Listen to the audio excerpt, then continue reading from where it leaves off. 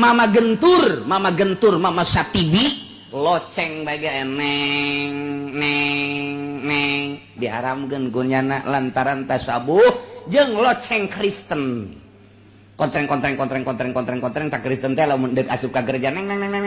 tah loceng eta aya di dinya sorana di loceng tasabuh jeung eta haram sanajan ditentang ku para ulama tetep bae nya nama haram teh kos kitu lantaran akur tasabuh jeung eta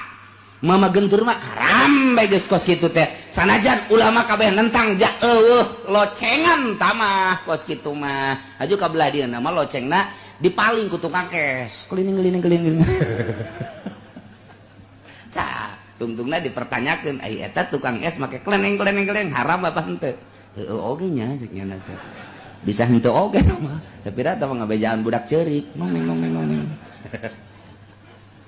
tah jadi lamun hukum teh sing hade nu aya di ditu mah haram nu aya di dieu mah jadi henteu tuh kan itu baheula mah suara loceng bae dipermasalahkan ku mama gentur sanajan mama gitu bakri mah henteu masalah loceng mah jauh locengan suara ngadu doang di jerona coba ge deuleu cak mama bakri ieu beusi di dieu aya beusi make kenong tah di mana disetelkeun jam 12 naeknya neng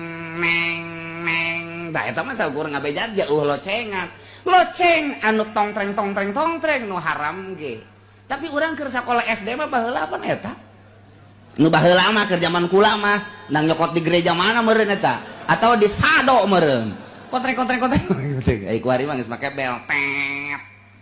Ieu keur carita kos kitu suara. Nah, dipermasalahkeun kabelah deuna alatul